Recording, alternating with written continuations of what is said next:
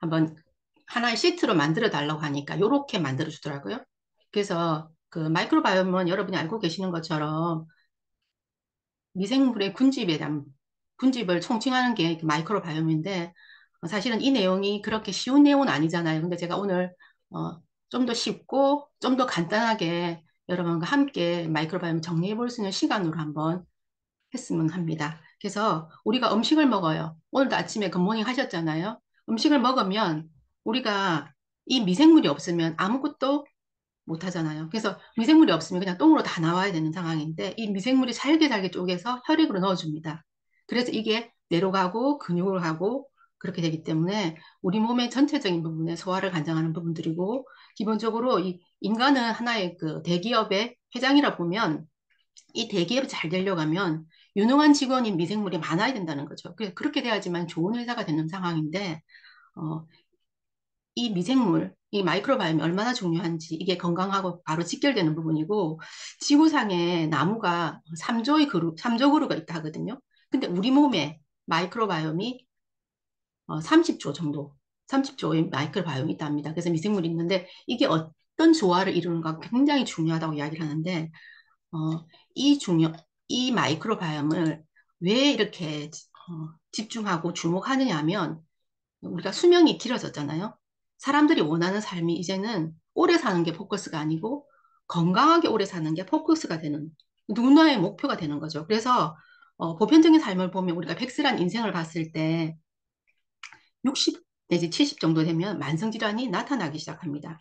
그래서 이렇게 되다 보면 사실은 우리가 기대 수명하고 건강 수명의 차이가 한 17년 정도 차이가 난다고 하는데 그렇게 되면 사실은 삶의 질은 굉장히 많이 떨어진다고 볼 수가 있거든요. 그래서 어, 이전에 그 김일두님이 항상 말씀하신 9988-234 99세까지 팔팔하게 살다가 2, 3일 앓다가 돌아가시는 그게 모든 사람은 헬스 앤 웰리스가 모든 사람의 꿈이라고 생각했을 때 이 헬스 앤 웰리스가 되려고 하면 결국은 개인 맞춤이 돼줘야 되고 그 중심에 결국 우리가 꼭 지켜나가야 될 부분들이 마이크로바이옴이고 그것들이 있기 때문에 이 마이크로바이옴에 대해서 굉장히 많이 집중하고 주목하는 부분이라고 볼 수가 있습니다.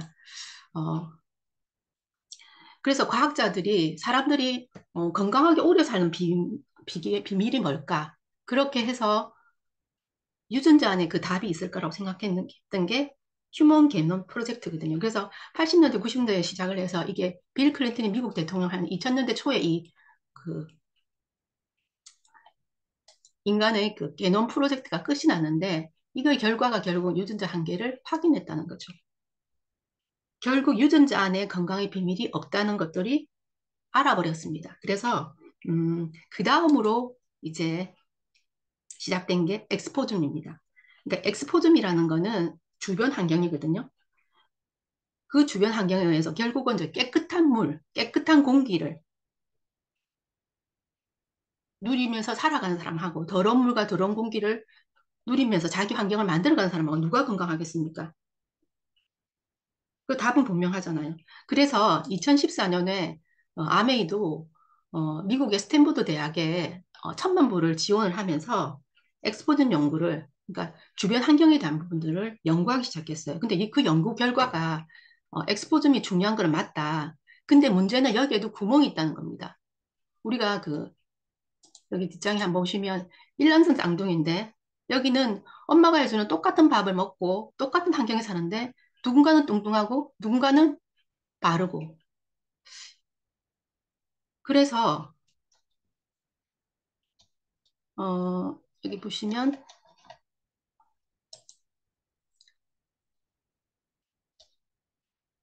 그래서 아메이 같은 경우에도 이제 마이크로바이옴 연구를 2016년부터 들어가기 시작한 부분들이라고 볼 수 있어요. 그래서 어, 우리가 인간의 유전자 안에 초파리하고 사람을 비교했을 때 그 유전자에는 1.5배밖에 차이가 안 나는데 미생물 차이가 100배, 200배 이상의 차이가 난다는 것들을 볼 수가 있습니다. 그래서 이런 걸 보더라도 어, 마이크로바이옴 안에 그 비밀이 있다고 생각을 하고 연구를 하기 시작했는데 뚱뚱한 사람의, 그러니까 이 초고도 비만에 똑같은 엄마가 해주는 밥을 먹고 똑같은 환경에 자란 한 사람은 초고도 비만이 되고 한 사람은 마른 상황이 되는 거죠. 그래서 이 사람들의 변을 쥐에게 이식을 해보니까 비만인 사람의 변을 먹은 쥐는 뚱뚱하게 되고 비만이 되고 마른 사람의 변을 먹은 사람들은 마르게 되는 이것들을 우리가 그 진실을 알게 되면서 아, 물만 먹어도 살이 찐다는 그 말이 결국 진실이라는 걸 알게 됐다는 거죠. 근데 단순하게 우리가 비만뿐만이 아니고 우울증이라든지 불안증이라든지 자폐라든지 이런 것들이 굉장히 요즘 많이 증가하고 있잖아요. 근데 여기에도 마이크로만 관련된다는 부분입니다. 그래서 이런 부분들도 결국은 장내 미생물이 소실되면서 만들어진 질병이라고 볼 수가 있습니다.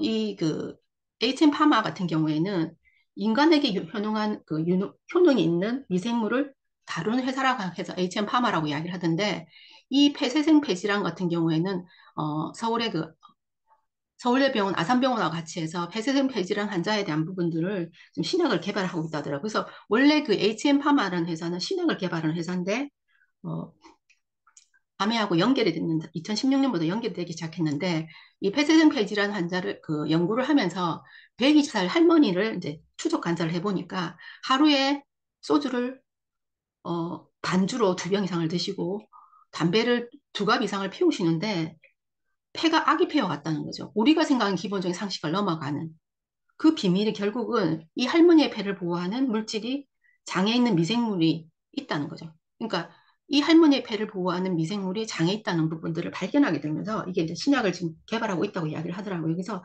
이렇게 많은 질병이 마이크로바이옴 때문에 생긴다는 것들을 우리가 알게 되었습니다. 그래서 근데 이 마이크로바이옴 해내면 정말로 그 엄청난 비밀이 열릴 건데 이게 굉장히 많이 어렵거든요.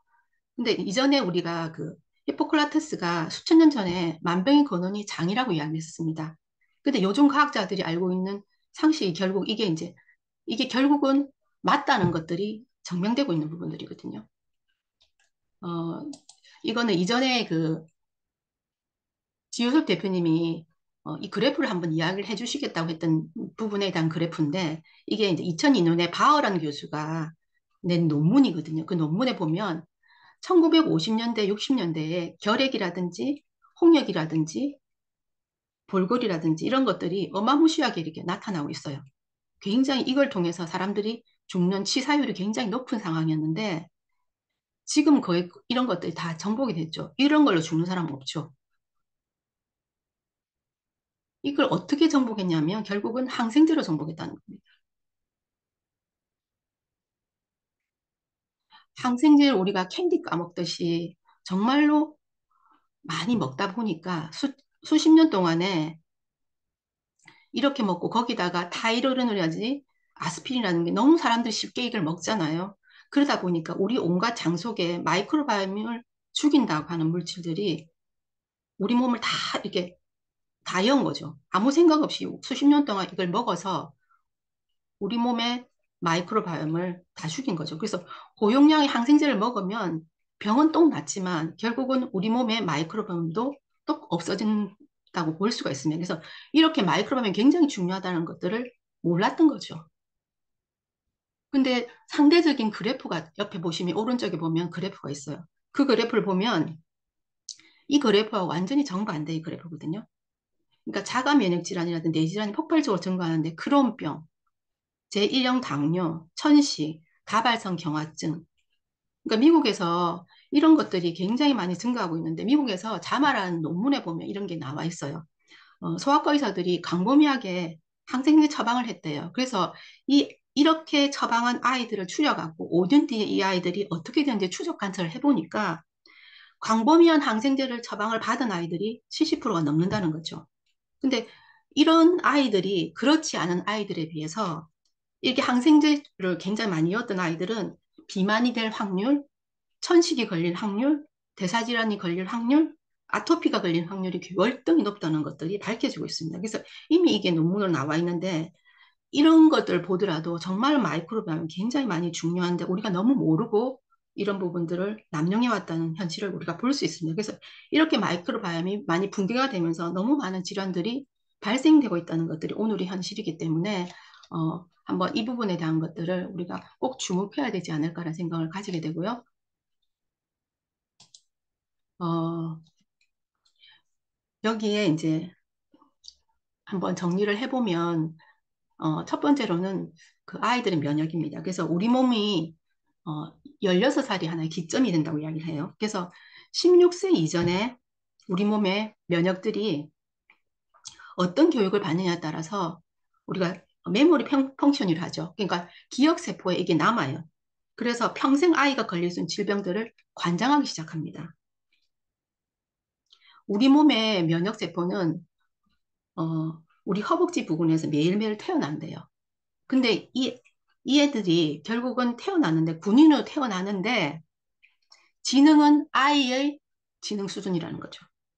그러니까, 군인으로 태어나는데 아이의 지능 수준에 보니까 피하식도리를 못하는 거죠. 그래서 우리 몸은 면역세포를 어디로 보내냐면 장으로 보내요. 장으로 보내서 장을 통해서 면역세포들이 교육을 받기 시작합니다. 장 속에 있는 미생물과 음식을 보면서 그래서 우리가 보면 그 딸콩 그 면역세포가 단순한 교육조차 제대로 받지 못하면 알러지 반응이 일어나요. 그래서 대표적인 게 왜 땅콩 알러지 반응, 복숭아 알러지 반응이 면역세포들이 메모리를 잘못해서 뇌의 스마트함이 떨어지니까 이렇게 나타난 거거든요. 그래서 16세 이전의 아이들이 마이크로를 얼마나 다양하게 만들어주냐가 이 아이들이 평생에 걸릴 질병들을 좌지우지하게 된다고 합니다. 그래서 여기 논문에 나온 내용들을 보면 아기 때 면역 세계는 아주 특별한 성장 단계를 거친다. 아기가 접하는 미생물은 아기 면역 체계에 오랫동안 영향을 줘서 아기가 커서 걸릴 수 있는 질병의 위험도에 영향을 미칠 수 있다라는 것들을 볼 수가 있습니다. 그래서 어, 이 그래프 한 장이 모든 것들을 이 이미지 파일 하나가 모든 것들을 제시하고 있는데 장에 미생물이 풍부한 아이는 건강한 면역이 각인이 돼요. 그래서 성인이 된 다음에도 건강하다는 거죠.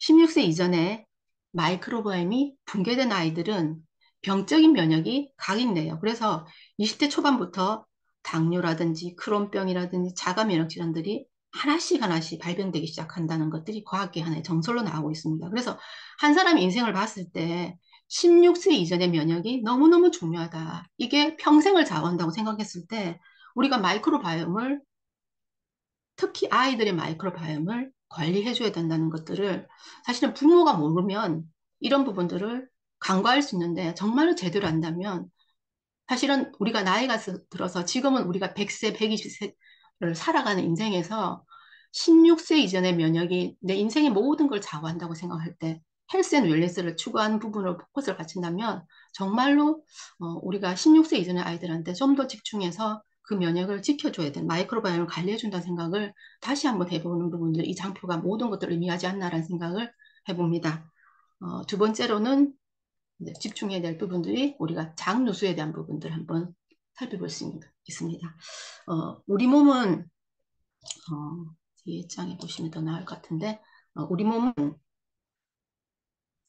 세포가 여러 개 이렇게 모여 있어요. 그러니까 살아있는 생체 필터와 같은 거죠. 그래서 열렸다 닫혔다 합니다. 근데 이 장이 가끔은 말도 안 되게 열리는 케이스가 있어요. 그게 장누수 증후군이라 볼 수 있어요. 그래서 어, 마이크로바이옴이 다양성을 잃어버리면 제일 먼저 나타나는 게 장누수 증후군, 장에 틈이 생기는 장누수 증후군이라고 이야기를 하거든요.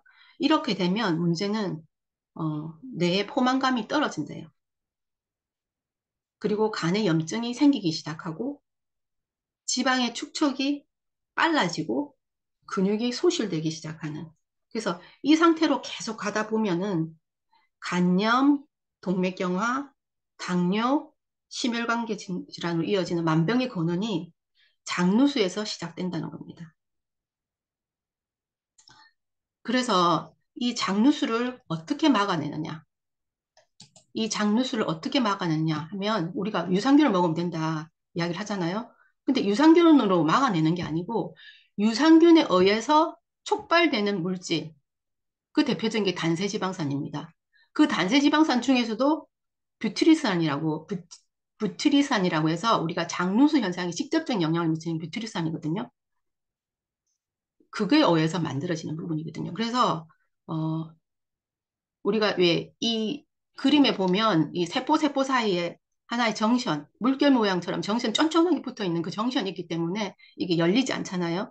이 정션이 이 장내 미생물, 특히 뷰트리산이 만들어낸다고 이야기를 하거든요.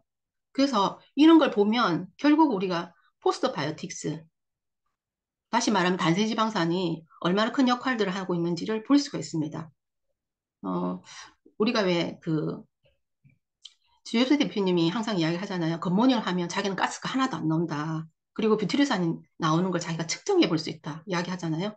우리가 음식을 먹으면 기본적으로 이렇게 저작 활동을 통해서 우리가 포만감을 느끼잖아요. 그리고 또 위가 늘어나면서 포만감을 느끼잖아요.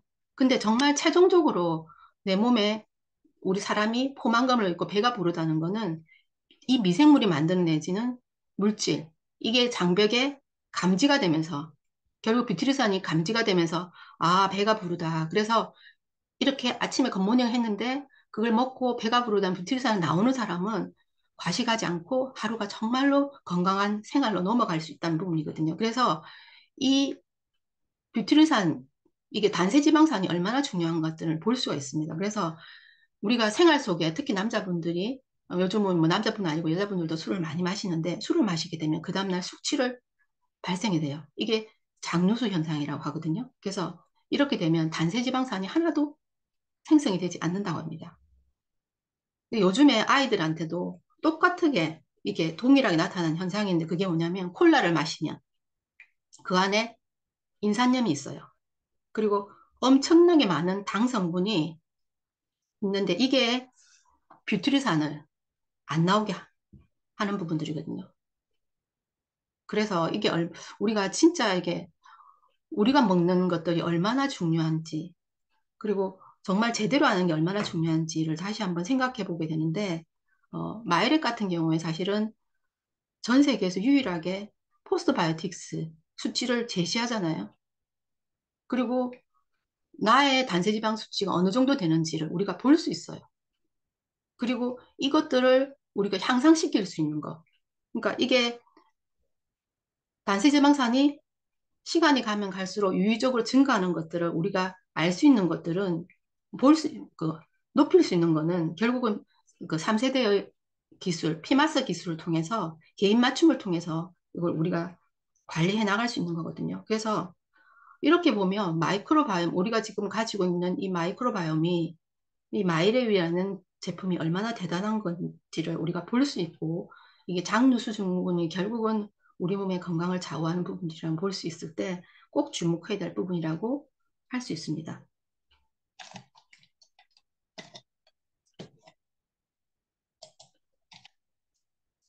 어, 구글 벤처스 설립자인 빌 마리스가 그 말을 했죠. 마이크로바이옴은 헬스계의 가장 큰 게임 체인저가 될 것이다. 왜냐하면 마이크로바이옴이 우리 몸의 제약회사인데 어떤 사람은 내 몸 안에 제약회사를 하나도 못 만드는 사람이 있고 어떤 사람은 내 몸 안에 제약회사를 50개 이상을 만드는 사람이 있어요. 개인 간의 마이크로바이옴 굉장히 많은 차이를 가지는데 우리가 똑같이 더블엑스를 먹었어요. 더블엑스를 먹어도 이거를 어떤 사람은 효과를 보고 어떤 사람은 효과를 보지 못하잖아요. 그러니까 반응군과 비반응군으로 나누어지는 거죠. 그리고 반응군 중에서도 아주 좋은 반응을 일으키는 사람은 초반응자라고 이야기합니다. 이런 분들은 슈퍼파워를 가지고 있는 분들이죠. 아까 120세 할머니처럼. 그러니까 이런 제약에서도 못 만드는 그런 미생물을 만들어내는 사람들이 분명히 있다는 거죠. 우리가 어, 석류라든지 뭐 인삼을 먹고 효과를 보는 사람가 있고 그러지 못한 사람이 있고 우리가 왜 갱년기 있는 사람이 에코를 만들어낼 수 있는 사람이 있고 그러지 못한 사람 있잖아요. 결국은 이게 마이크로바이옴이 개인차가 있고 그러기 때문에 그 유무가 달라진다고 볼 수가 있습니다. 그래서 음, 메치니코프에 의해서 1908년에 메치코프에 의해서 우리가 프로바이오틱스가 어, 역사가 시작이 됐다고 볼 수가 있는데 2012년에 우리가 어떤 발표가 나오냐면 우리가 유산균을 먹는 거는 중요한데 이 유산균이 내 마이크로바이옴을 어떻게 관리를 하고 그리고 이 미생물의 이 마이크로바이옴의 조화가 어떻게 만들어지는가 더 중요하다고 이야기를 했습니다. 그래서 우리 몸에 수로는 30쪽에 그 다음에 종류는 2000종류의 미생물이 살고 있는데 그것들이 어떤 조화를 이루는지가 핵심이라고 볼 수가 있고 그렇게 하려면 기본적인 다양성을 올려야 된다. 다양성은 근데 다양성을 올리려고 하면 결국은 우리가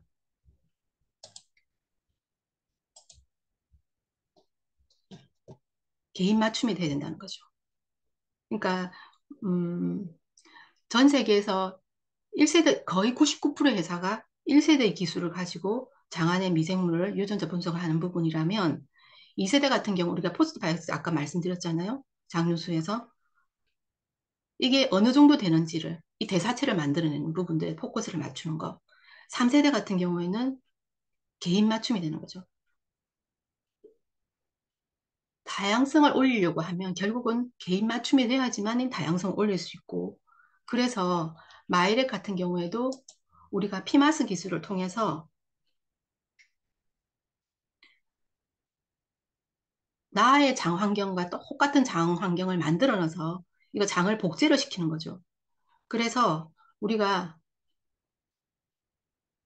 6개 중에서 무엇을 먹었느냐 실제로 내 장에 미생물이 어떤 유전적 다양성이 만들어지는지 프로바이오틱스가 얼마나 증가하는지 이런 부분을 가지고 결국은 임상 데이터 결과가 이렇게 제시가 되고 있습니다.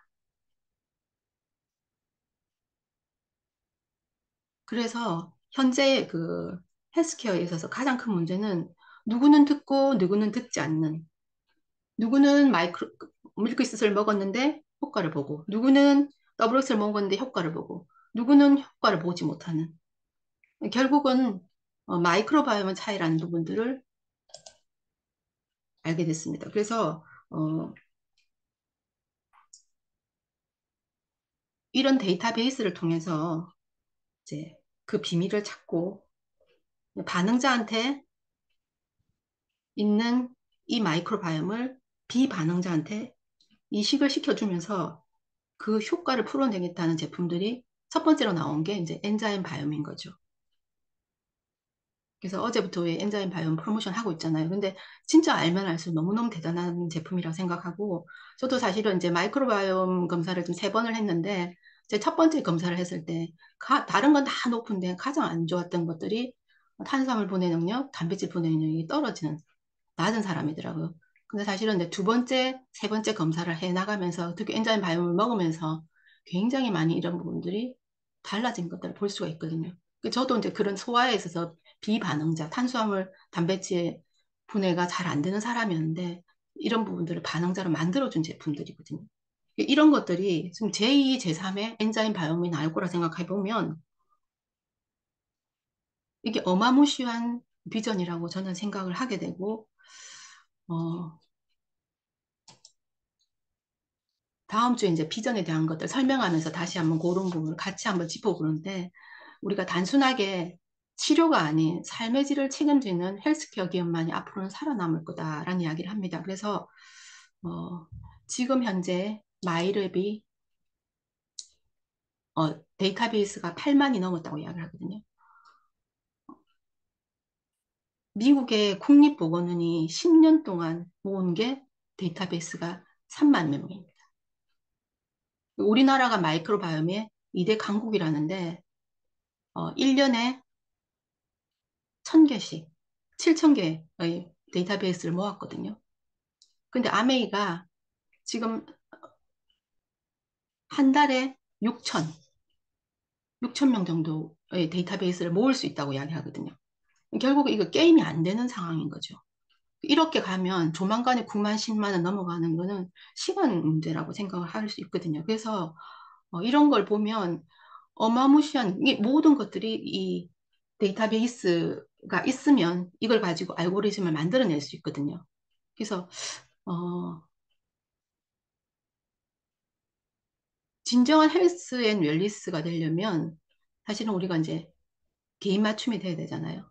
그 중심에 마이크로바이옴이 있는데 음, 이런 데이터베이스를 통해서 이 가지고 이제 알고리즘을 개발을 해서 결국은 이제 포커스를 맞추는 것들이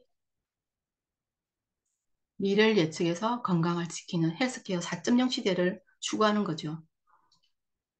이렇게 보면 이 마이랩이라는 제품이 이 마이크로바이옴을 쉽지 않은 그 내용 아이템이지만 이걸 통해서 전 세계 가장 많은 데이터베이스를 가지고 이 알고리즘을 가지고 결국은 해내고 싶었던 부분들은 미래를 예측해서 건강을 지키는 헬스케어 4.0을 실현한 거잖아요.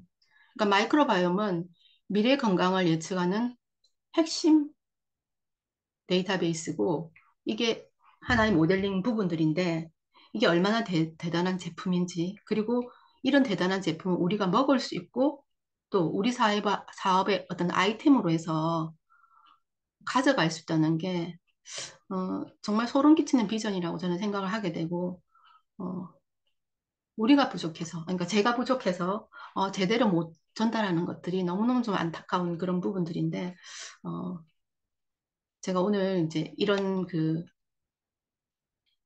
마이크로바이옴에 대한 부분들을 기본적인 개념에 대한 것들을 이렇게 여러분하고 조금 더 쉽고 조금 더 간단하게 전달할 수 있는 부분으로 어, 지금 이야기를 드리고 있는데 이제 다음 주에는 이 비전에 대한 것들을 말씀을 드릴 거거든요. 그래서 어,